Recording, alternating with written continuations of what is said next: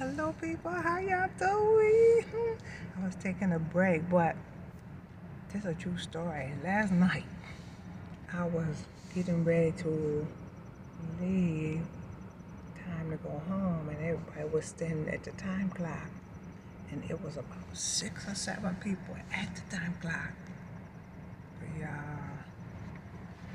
the scary thing about it was everybody was looking down at their phone. Their head was bent down like this, and they were looking into their phones.